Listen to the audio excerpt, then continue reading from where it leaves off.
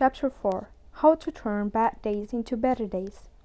When we feel low in mood, it can start to feel difficult to make decisions that on better days we make in an instant. Shall I call in sick or shall I push through and see how it goes?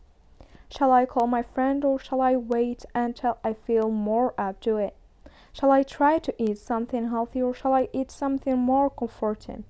The problem with decision making when you feel down is that low mood gives us the urge to do things that we know will keep us stuck.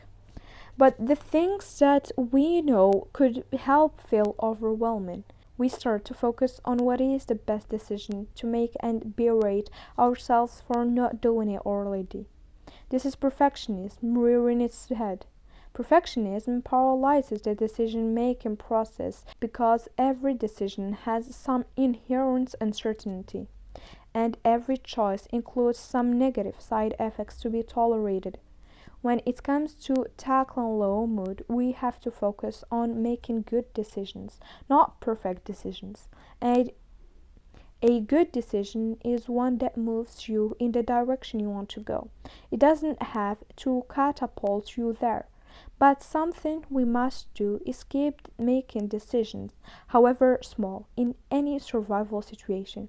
Making decisions and moving is essential. If you find yourself in deep water in the dark with no way of telling which direction leads to safety, what you do know is that if you don't choose a direction and start moving, you won't be able to keep your head above the surface for long. Low mood wants you to do nothing. Therefore, doing anything positive, however small, is a healthy step in the direction you want to go. Often, what makes decisions more difficult in periods of low mood is our tendency to make decisions based on how we feel and how we want to feel right now. Basing our decisions instead on personal meaning and purpose can offer a shift from an emotional focus to decisions and actions based on our values. When dealing with low mood, focus on your personal values around health. What is important to you about your physical and mental health? How do you want to be living your daily life in a way that expresses that? How much are you living in line with those values at that moment? What is one thing you could do today that would steer you in the direction of looking after your health in the way you want to? Consistency. When your mood is low and the small daily tasks feel like too much, don't go setting yourself extreme goals that feel out of reach. Pick one small change that you know you can action every day. Then make a promise to yourself that you will make it happen. It may seem silly at first, because those small changes won't reward you with instant, drastic results, but they are doing something much more important. They are laying down the pathways for a new habit that you can integrate into your everyday life and build upon over time as it becomes second nature. So keep it small, keep it consistent. Slow change is sustainable change. Don't kick yourself while you're down. We can't talk about tackling low mood without talking about self-criticism and self-attack.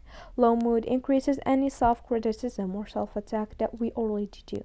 It's very easy to tell someone to just stop being hard on themselves, but when something has been a habit from a young age, just telling yourself to stop is not likely to cut it.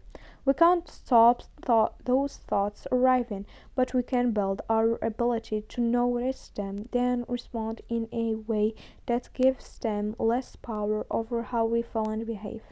We can use the same skills that we covered for catching thought biases and getting some distance from them.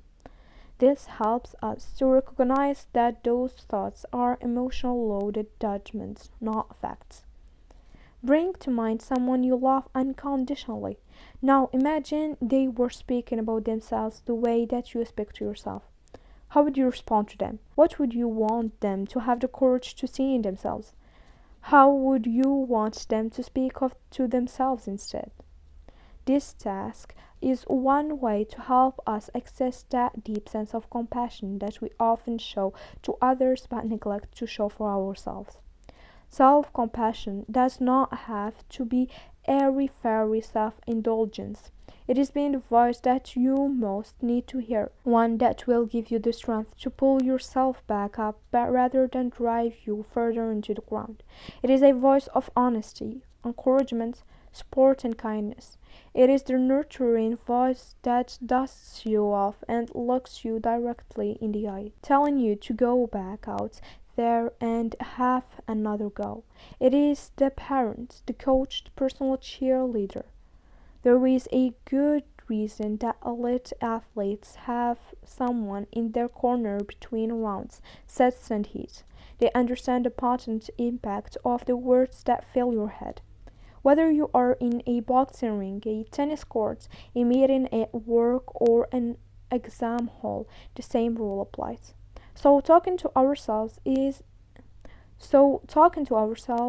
the same way we would support and encourage someone we love is a powerful component in managing mood. How do you want to feel instead? When we are trying to tackle low mood, the tendency is to focus on everything we don't want to think and feel. There is value in doing that. But if we want to move away from what we don't want, it helps to know where we do want to go instead. Thoughts: I'm not good at anything. I'm failing as a parent. Emotions: low mood, sadness, decreased motivation. Physical sensations: low energy, trouble concentrating. Behavior: spend more time alone. Avoid spending time with children. Figure 5. Example formulation for low mood. Toolkit: figuring out what you can do to change how you feel. Start by filling in the hot cross bun formulation for the low mood scenario found at the back of the book. See page 347. I've put an example here. Figure 5. Once you have broken down the thoughts and behaviors that are contributing to your low mood, fill in the blank formulation for your better days. See page 348. This time, start with the emotions box and fill it with the emotions you would like to feel more of in your everyday life instead of the low mood. I have put an example below, figure 6. Knowing what your physical state, the focus of your thoughts, and your behavior all contribute to that feeling. Use the following prompts to help you fill in the rest of that formulation. When you have felt that way in the past, what has been the focus of your attention? What might your thoughts, self-talk need to sound like in order for you to feel that way?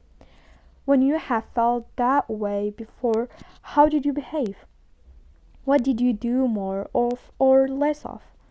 If you were to feel that way, how would you need to be treating your body? When you are feeling at your best, what do your thoughts sound like? What do you tend to be focused on? What does that inner voice sound like then? Thoughts: I recognize what I do well, forgive my mistakes, and I will keep working on things I want to improve. I'm doing my best because this means so much to me.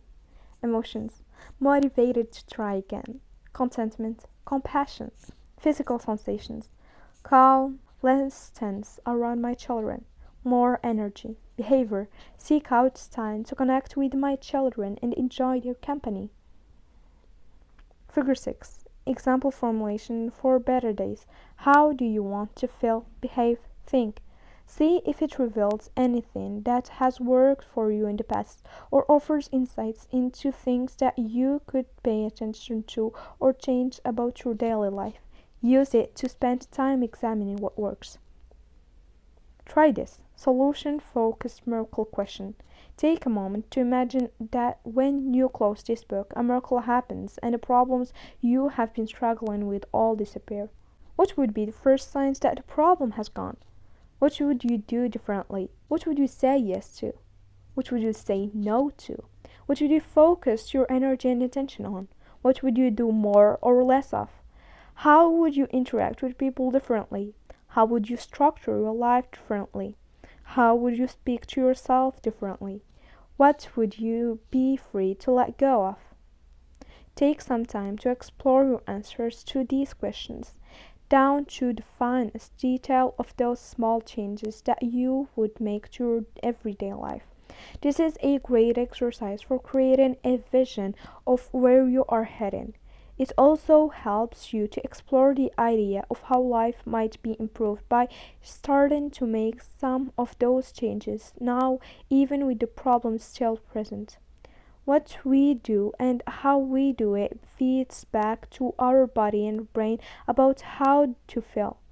So, shifting direction towards what matters most and the person we want to be alongside our problems can bring about big shifts in mood. This technique shifts our focus from the problem to the solution, and we can start to fix our gaze on the horizon that we are heading towards. Chapter summary. Focus on making good decisions, not perfect ones. Good enough steers you toward real change. Perfectionism causes decision-making paralysis, whereas improving your mood demands that you make decisions and take action. Keep changes small and sustainable. When someone is down, we show them kindness because we know it is what they need. So, if you are committed to managing your mood and overall mental health, commit to practicing self compassion. Once you understand the problem, use it to help you work out where you want to go and focus on the horizon ahead of you.